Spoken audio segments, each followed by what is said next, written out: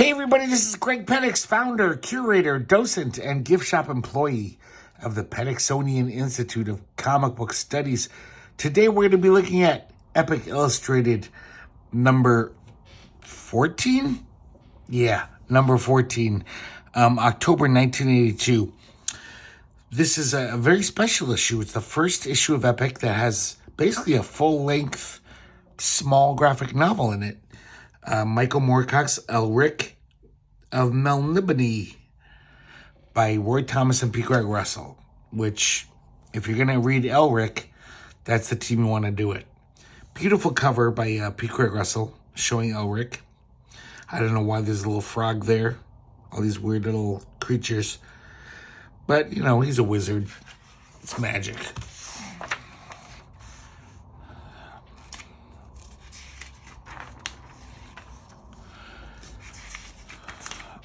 Contents page, overview. Here we go. We're starting in. First page, or first story. Elric of Melniboné. When the Gods Laugh. That's the name of this graphic novel. These guys have nothing to do with the story. Look at these amazing little critters he drew. P. Greg Russell's so good. That's amazing. I wish they were in the comic more, but they're not. This is the first page. Just beautiful, crazy little, the way he draws the buildings. It's like a gingerbread town or something. Beautiful. Nice colors, though, I gotta say. You know, the coloring wasn't great back then. I really want a remastered version of this. It probably has come out. I just don't know about it. But the colors leave a little bit to be desired. I know how good P. Greg Russell is when he gets his druthers, to do coloring. But this is not quite there. There's some muddled things here and there. Especially when the paper isn't slick. So some of the parts of this graphic novel are on the slick paper. It looks pretty good. Then they do the matte finish paper. Some of the pages, it doesn't look that great. So it starts off slick, pretty nice. I mean, these are really deep, rich reds here. It's pretty nice. I just want to point out this alone. Look at this fucking graphic design here. The lettering for the title. This is just fucking gorgeous. So beautiful. I love it. So Elric's in a tavern one night, and this woman named Shylock comes up to him. And she basically has a proposition for him. And on top of that, it's not just a proposition about business. It's also kind of like a romantic proposition.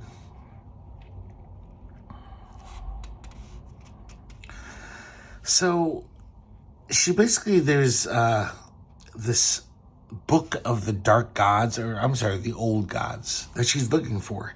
And she wants Elric to help her find it. But she basically says, I'm basically offering myself to you. And I need your help on this. And then this book has amazing knowledge in it. So you'll profit from this knowledge from this book. But also, I'm like icing on the cake. It's kind of weird.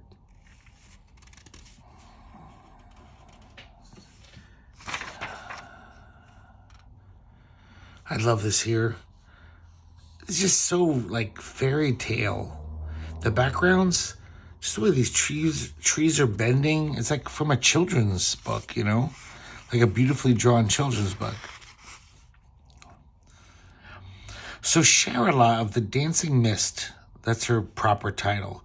Wingless daughter of a dead necromancer. A cripple in my own land, and thus an outcast.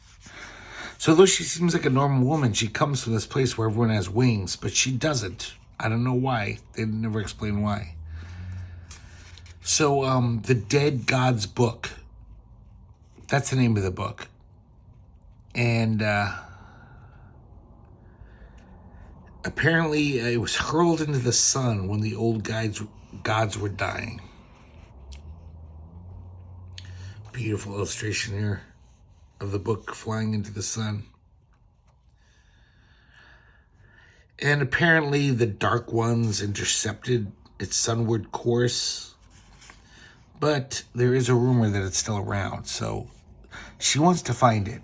She's hoping that she can just find a little bit of knowledge that'll get her wings back, and she can return home, not an outcast. Elric is very interested because is a more philosophical, for a philosophical reason. He just wants to know if this whole thing of the Lords of Chaos and the Lords of Law, which he kind of is a pawn of, he basically wants to know if there's a higher entity, like, the one God over these petty lords, which have the power of gods. But he's like, my whole life I've just been like buffeted around by these random demigods. But he wants to know if there's like a one overruling consciousness to the universe, and then he can be at peace. So they make a deal. And, she doesn't want the book. She just wants to get her wings back. So she's like, yeah, you can have the book. Just give me I just want a little knowledge from it and whatever. Get my wings. But we'll hook up. So there's definitely a romantic component to this hookup. As they're traveling to find this place, they become a couple. I gotta say, P. Craig Russell, man, just draws lovemaking. I know it sounds weird, but that's, so many times in underground comics you see people having sex and it's just like, yeah. But it's just like, I don't know. It feels real. Like he gets it. But I love how Elric is such a tortured soul. I mean, he's basically like a junkie. If you know anything about Elric, his sword, which gives him strength, is basically a metaphor for heroin. Because, it drains him, and it's this like monkey on his back. He can't get rid of the sword, which thirsts for new souls. And he has to keep killing people to satisfy the sword, but it also gives him strength. But without the sword, he'd be this sickly, like, bedridden guy. So look at the scene here after their lovemaking. He's just like this weird old guy, just like having seizures in his bed. And she's just like, ugh, this guy's weird.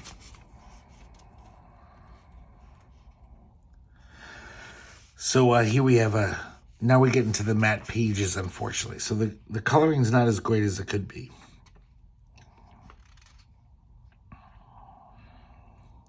So this is a nice little philosophical debate here, where he's telling her about the whole, I want to know, like, what's the order behind the universe? I'm tired of living in this state of just like, yeah, I'm flowing with what the universe sends me. But he just wants to know. He wants that nice sense of assurance.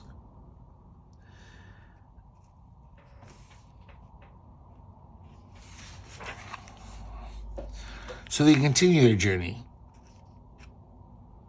And they're going through all these like dangerous places. They find a mist giant.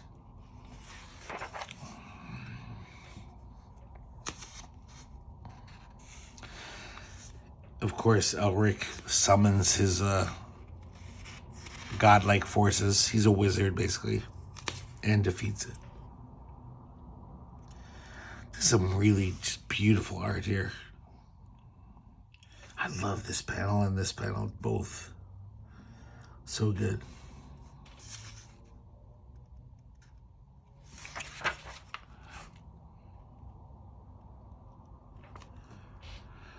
That's nice too. It's just like beautiful abstract art, even though it's, it fits the story.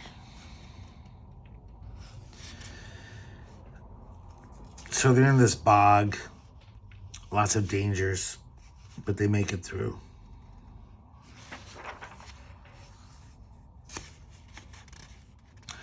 So they meet this guy. Let's see what his name is. I don't know. He's a human, a normal human guy. But he says he's on the same path. He's like, yeah, I heard about this book. I want to find it too. I hear it's like, it'll make me rich. He has no deep reasoning to find this book. You know, Elric wants to find the meaning of life. Shirella wants to regain her wings and be accepted in her community. He just wants some loot, some booty, and to sell. Because, you know, this book is very rare.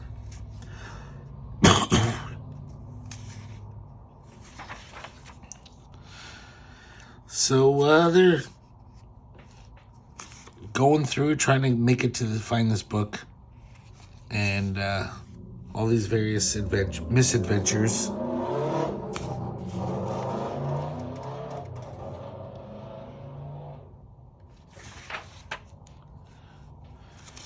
Here we go. The guy's name is Moonglum. And I believe he becomes a companion of Elric in other books. This is an adaptation of a novella, or, you know, by the way. And I think he is a character in Elric.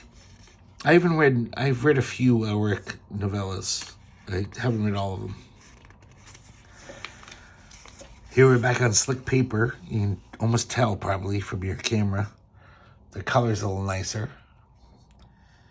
And they're getting closer. Even Shirella, it was her idea in the first place. She's like, let's turn back. But Elric is totally into this. He's like, no, you guys can go if you want to. I'm going. I'm finding this book. I really want to know what the fuck's going on with the cosmos.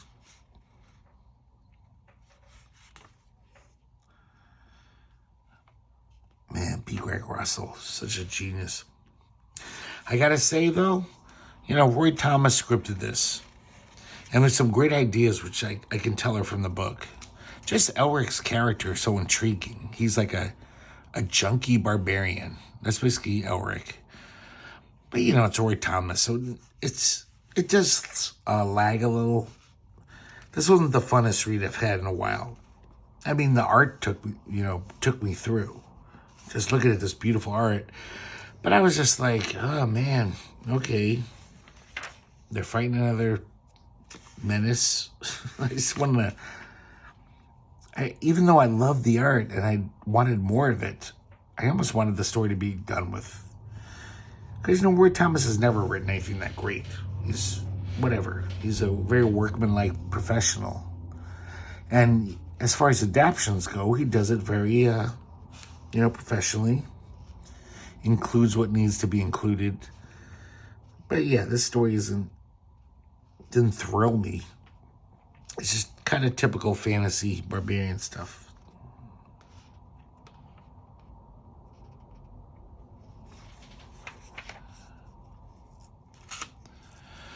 So you're getting closer to the book. Okay, 52. Gotta continue.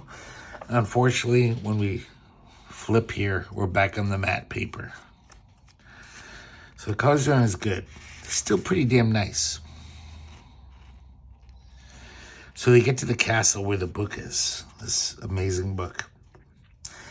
And it's such a weird exchange here. There's this like demon guardian of the book.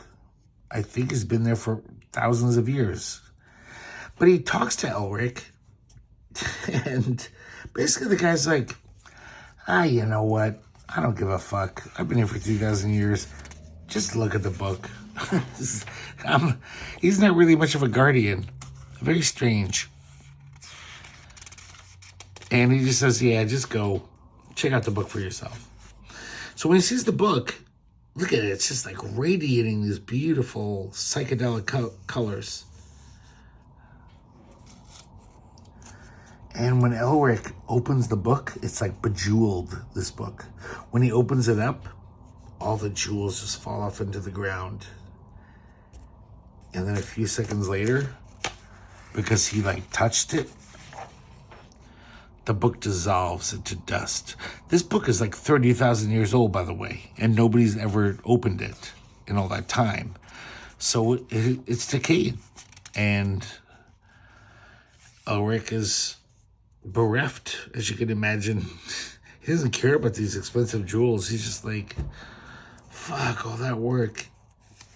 And Shirilla is already done with this quest, this woman. She's just like, can we go now?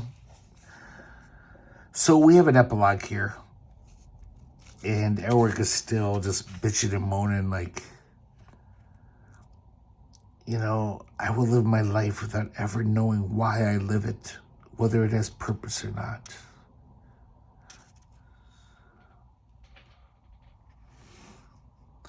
And he says, I wish I never met you, because you gave me this hope. And I never thought I'd have this hope. I just thought, yeah, this is life. Believing in these tides and, you know, these random events. That's how the universe is. But he hoped to have something more because she told him about this book. So Elric bids adieu to both of them.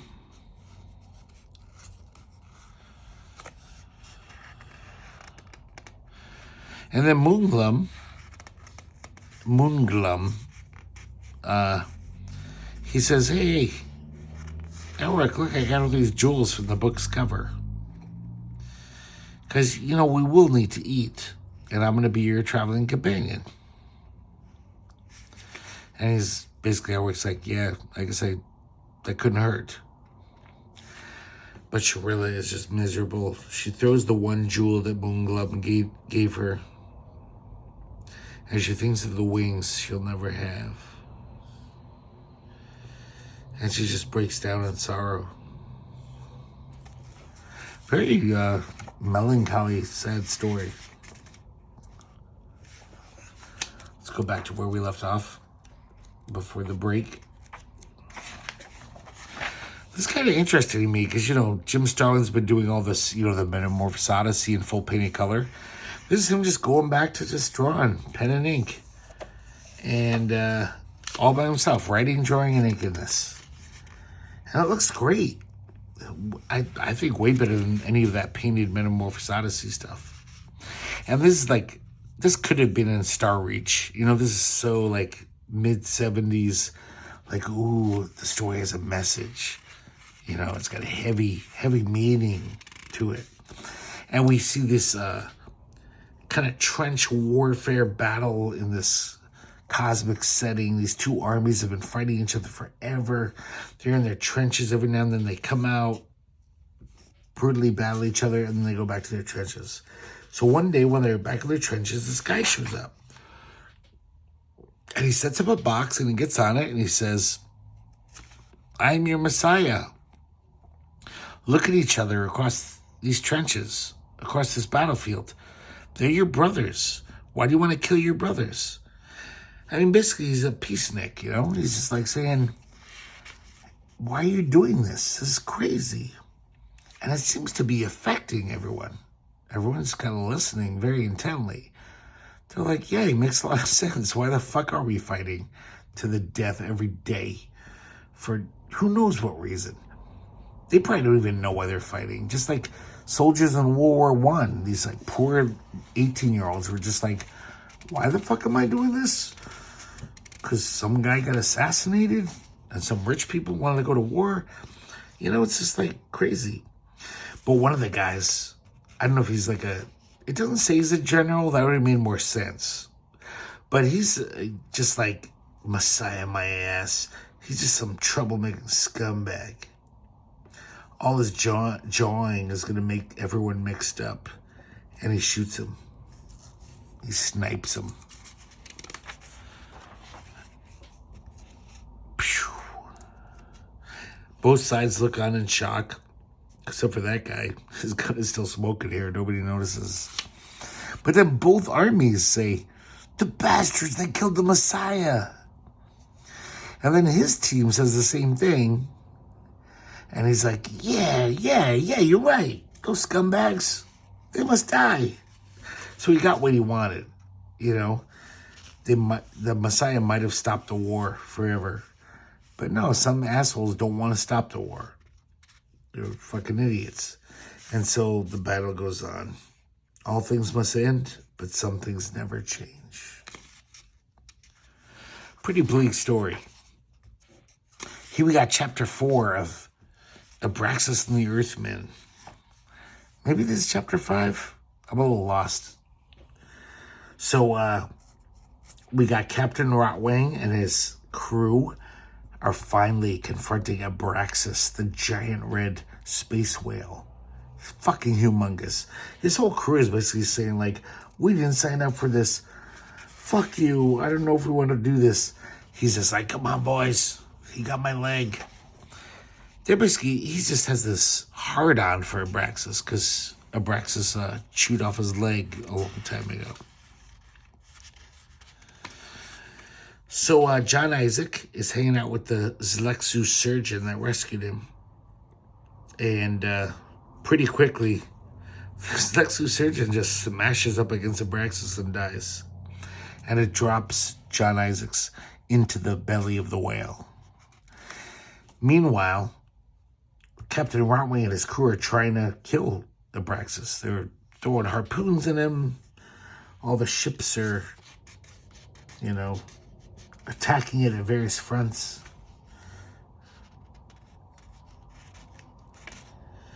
And apparently, this action, though, this battle, it's making the gravity furnaces overload. We see Falco's body here, the headless body that was once John Isaac's companion. He has no emotion, so he doesn't even care what's happening. But the furnaces are overloaded, and the whole ship, basically, the furnaces blow up. Look at this beautiful airbrush stuff Weitz does to show the explosion. And I kind of love this. Falco's headless body, he's totally a toast. He doesn't know it. He keeps shoveling with a melted shovel. Okay, that's what a mindless journey was. So then the news comes to the rest of the ship. The furnace is blown. Fire in the main holds.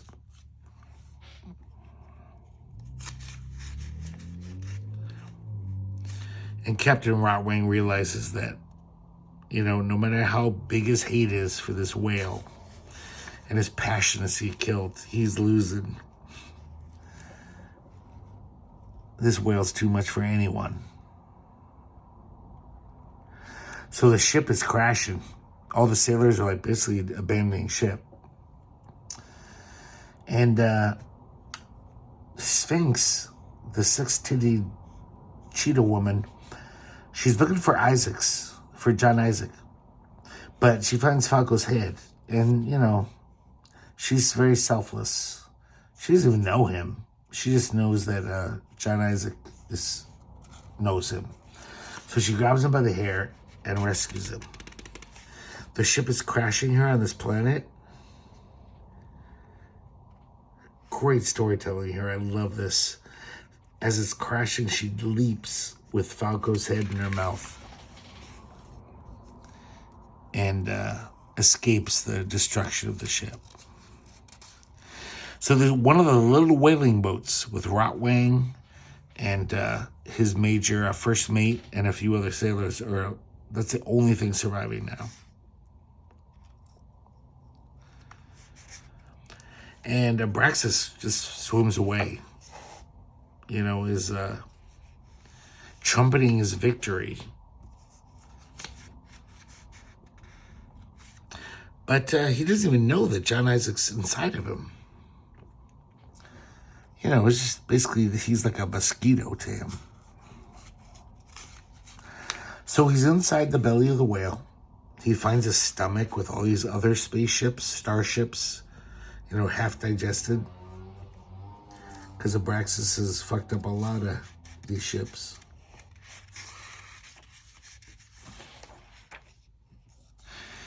And he finds another guy who's pretty much like him. The Zlexu surgeons had their way with this guy. He's fucking insane. He's been living in this belly of the whale for a long time, it sounds like. speaking of insane, Captain Rotwing's just over the rainbow. He's got toys in the attic now. He's just like, and the crew is like, okay, Captain Rotwing's down for. He's nuts.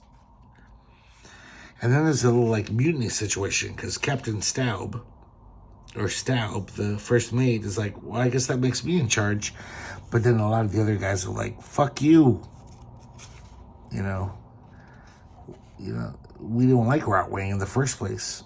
So if we're going to serve it under his, thing, it's like, fuck that. We're just taking over. And Sphinx doesn't go along with it because they're going to just kill Falco. And she's nice. So she says, bugger off. We're with Staub. So they abandon Staub and Sphinx and Falco's head and Captain Rotwing, who's basically just fucking bonkers. And they fly off. And we'll find out what happens in the next issue.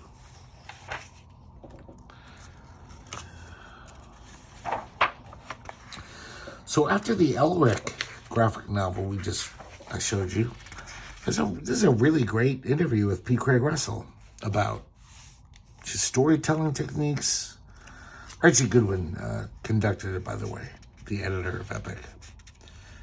And I think this is like when he was like a teenager, like a really early self-portrait of P. Craig Russell. It was kind of interesting. It's not very good, but, it's interesting to see that, like, oh yeah, a guy who's so masterful. And at one time he was just whatever, like a freshman in art school, not drawing very well. Pretty interesting article. Really good stuff. Has some artwork from his upcoming Kill Raven graphic novel, which I think would be out within a year from here. Him reuniting with Don McGregor, finish off Kill Raven. Here we have another Dr. Watchstop by Ken Macklin. Very typical Dr. Watchstop. Beautiful colors, beautiful painted colors. Funny animalish, but very kind of like science fiction, hard SF. So it's just basically Dr. Watchstop is trying to convince the biggest one-cell organism he's ever seen. So it's a one-cell organism that's like 30 feet high, which doesn't really exist in the universe, right? But he finds one. And he's trying to convince him to like come to Earth or his planet just for the scientific importance of it. And this guy, this one cell amoeba is just like, he doesn't get money. When he offers his money, he's like, what's money? And he says, oh, you'd be in all the biology books. And he says, I can't read. He doesn't care.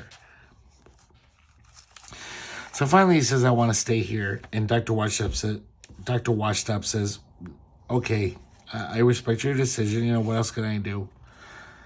And then after he leaves, he flies off in a spaceship here. And there's an even bigger one. It is a 2-cell organism. And he says, so then did you tell him you feel mitosis coming on? No, I think he was only interested in 1-celled organisms. So pretty clever, funny shit. We have a little preview of Revenge of the Jedi. That's how early it was. Of course, it's Return of the Jedi, but for months before the movie came out, that was the working title. It has all this nice Ralph McQuarrie production art from the movie. He's like the great science fiction artist who did lots of production art for a lot of movies.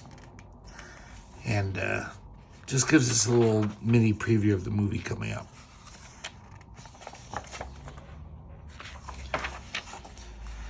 Here we go, another Charlie and Flytrap story, even though it's not really. This is kind of a tease. Beautiful art. Everything's great about the story, but Charlie is just here almost like as an observer. He doesn't do anything in the story. So we see Charlie flying on those tit creatures that fly.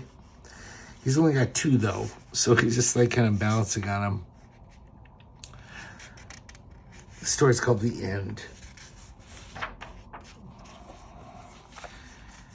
And he sees something curious, so he stops.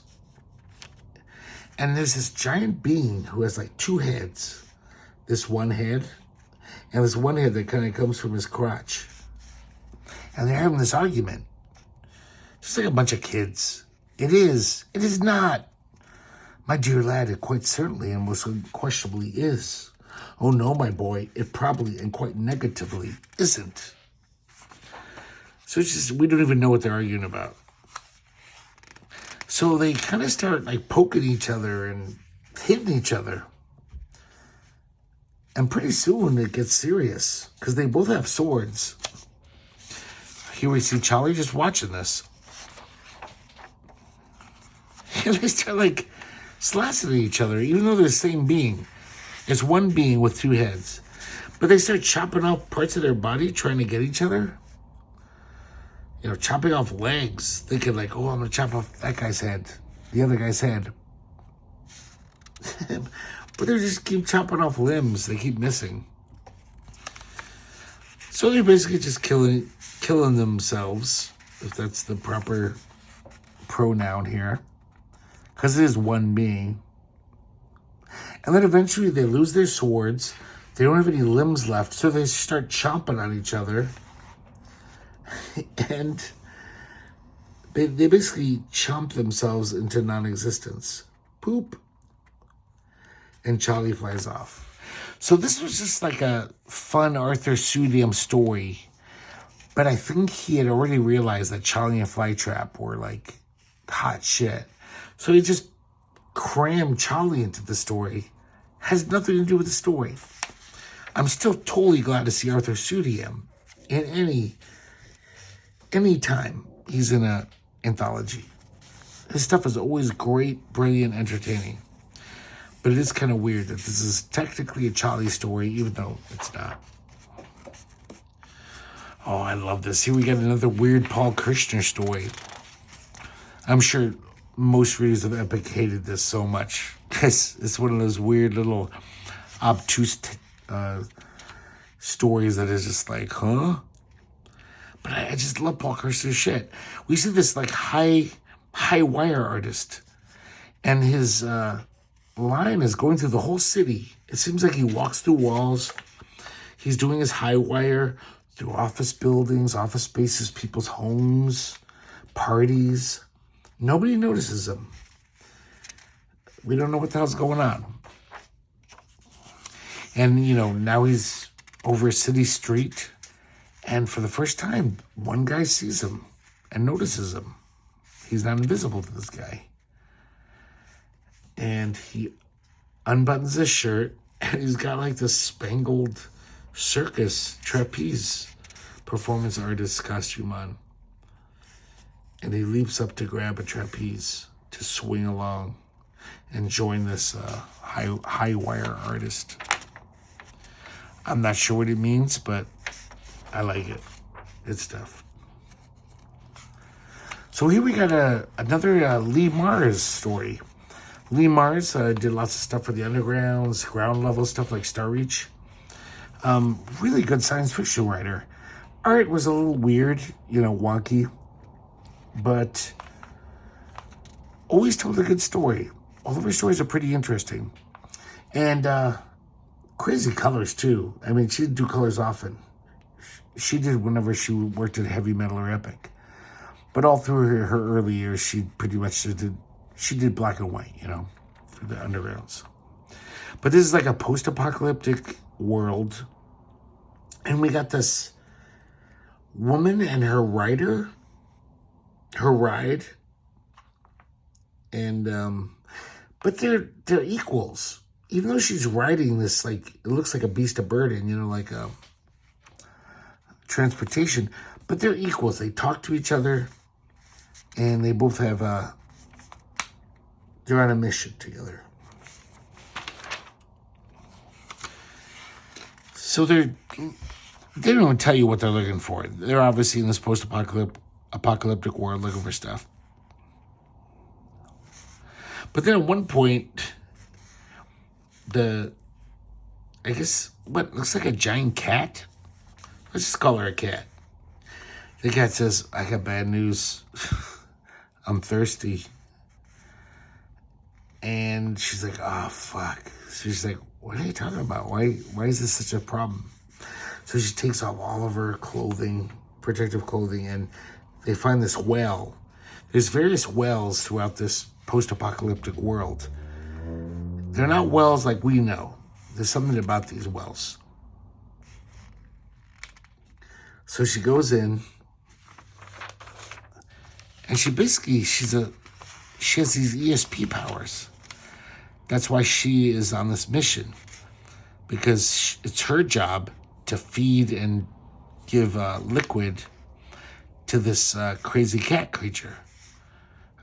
It wouldn't work without her.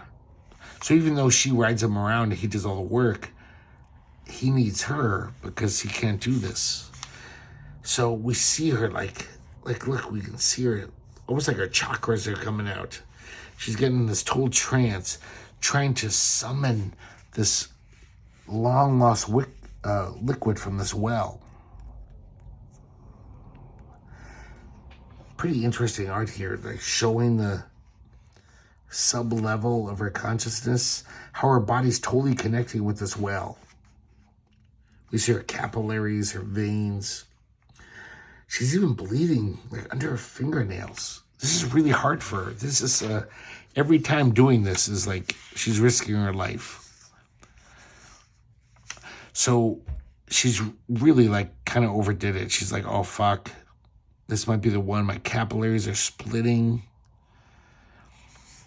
But then she centers herself and makes it work. She heals herself. And then she throws this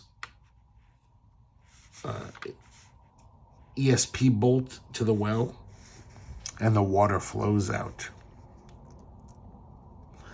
She fills her flasks up and brings it back to the cat creature. So they're drinking, they're happy. They're like, she tells him, she's like, dude, man, I almost didn't make it. I hope you're satisfied with this. But then the little funny ending is that the cat says, now I'm hungry. And she's like, oh no. So who knows what that entails in this weird apocalyptic future? What does she have to do to feed him? If just getting him a drink of water was such a life-risking endeavor.